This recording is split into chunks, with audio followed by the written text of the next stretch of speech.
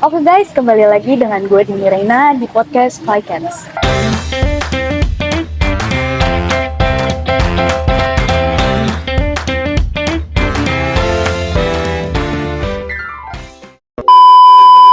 Kali ini gue bakalan kedatangan seseorang nih. Kira-kira siapa ya? Ada yang penasaran nggak sama podcast gue kali ini?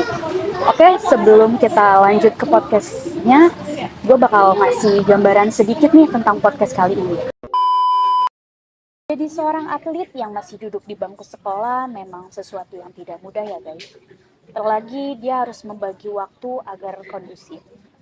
Kalau semisalkan dia sekolah dan berpas-pasan sama latihan dia atau ada perlombaan di luar sana, dia harus merela-relakan agar dia ninggalin pembelajaran di sekolah. Oke, untuk kita tahu jawaban lebih detailnya lagi, gue kali ini bakal ditemenin oleh Jaki atau biasa dipanggil Jack. Mari kita panggil Jakinya. Halo guys, gue Zaki, gue sebagai atlet yang masih duduk di bangku sekolah. Dan untuk saat ini kesibukan gue adalah melatih anak-anak beginner di klub gue. Dan sekarang gue juga masih fokus untuk mengejar universitas impian gue. Jack, gue sekarang mau nanya-nanya nih sama lu. Gue mau nanya, apa sih yang bikin lu tertarik sama badminton? Kalau yang tertarik sama badminton sih tentunya karena ini olahraga yang gue suka dari kecil ya tentunya, karena banyak juga atlet-atlet yang udah juara dunia gitu kan. Ya kita nonton TV dulu sama bokap, kayak senang aja gitu, pengen itu jadi atlet suatu saat nanti gitu, suka aja gitu. Tapi lu pernah gak sih kayak mikir kayak dulu tuh sebelum lu jadi atlet tuh kayak lu mikir kayak lu bisa gak ya nih mencapai keinginan gua, mencapai cita-cita gua gitu? Ya kalau dulu sih pikirannya kayak ya kita jalin aja dulu masuk klub. Dari masuk klub kan masih kecil ya, dari kelas 4 SD udah masuk klub juga, kayak latihan pasti juga ngeganggu sekolah juga kan. Pastinya kayak pikiran lu bisa nih jadi atlet, kayaknya jadi atlet dunia gitu kan tentunya. Ya harus ada yang diperbaiki juga sih, salah satunya mungkin gitu ya. Terus apa sih pertimbangan lu nih? Ini kan lu sekarang masih duduk di bangku SMK nih. Ya. Nah itu tuh gue mau nanya gimana sih lu ngulur waktunya, bagi waktunya. Pasti kan lu ada latihan juga kan. Kadang juga pasti ada acara kejuaraan di luar. Pasti kan itu tuh pusing banget tuh, pasti ngebagi waktunya. Itu tuh cara lu buat ngebagi waktunya tuh kayak gimana sih? Kalau boleh tahu? Kalau ngebagi waktu sih untuk pertandingan di luar kan yang paling utama kita kan pasti sirnas ya, sirkuit nasional, ada sirkuit nasional. Nah di sirkuit nasional itu udah ada tanggal-tanggalannya, kayak 1 minggu itu udah pasti sirkuit nasional, kayak di Bandung, Surabaya, Purwokerto dan lain-lain kan. Jadi kita dari pihak sekolah juga meminta izin atau dispensasi ya. Tapi dari klub kita tuh sudah mengirimkan dispensasi ke sekolah. Jadi ada suratnya ditentangin sama ketua klubnya. Jadi kita minta izin sekolah pasti diizinkan juga. Yang penting tuh jelas kita mau ngapa-ngapainnya, dan ada suratnya ya. Ada suratnya juga itu. Oh gitu ya. Terus lu sekarang tuh masih menjadi bagian dari badminton tersebut? Bagian sih masih. Untuk sekarang gue mungkin yang dikurangin porsi latihannya ya. Porsi latihannya dikurangin karena kan udah kelas 3 juga, udah setengah-setengah lah. Makanya kayak ya udahlah, ada yang dikalahin, udah tapi saya dikalahin lagi. Jadi fokus sekolah lagi, dan sekarang sih udah ngelatih doang sih. Kita ngelatih doang, ngelatih anak-anak kecil gitu. Gitu doang.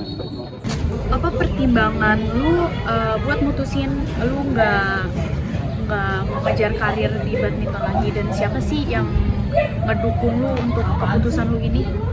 Kalau untuk mengejar karir untuk sebagai cita-cita sih sekarang udah urung ya niatnya. Udah urung karena satu faktor umur juga, kan karena udah taruna akhir gitu kan, kayak pasti berat banget, banyak saingan-saingan juga. Dan untuk mengundurkan diri dari tangkis sih yang mendukung satu tuh emang keinginan diri sendiri, satu niat emang dari diri sendiri kan.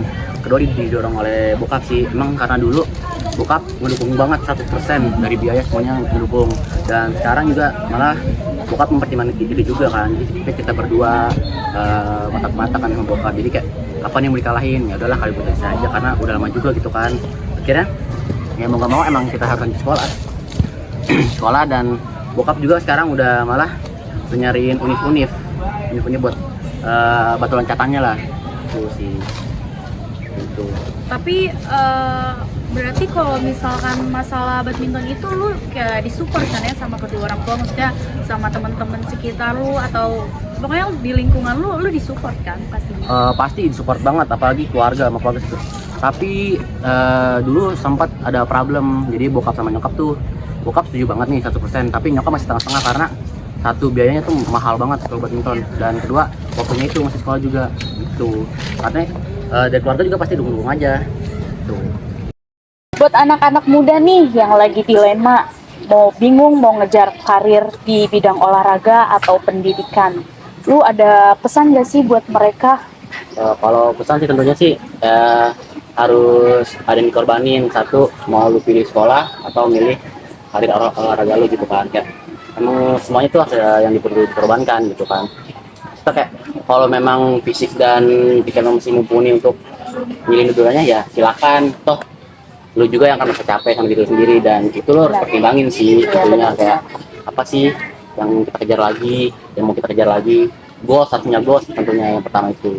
Paling ya semangat terus aja buat kalian yang masih dilema kayak gue gini, dan untuk yang masih muda-muda, semangat terus buat kalian, hidup kita kalian.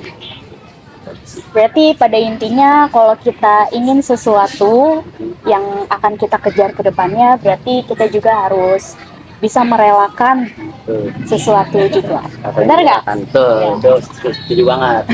True, buat saya juga.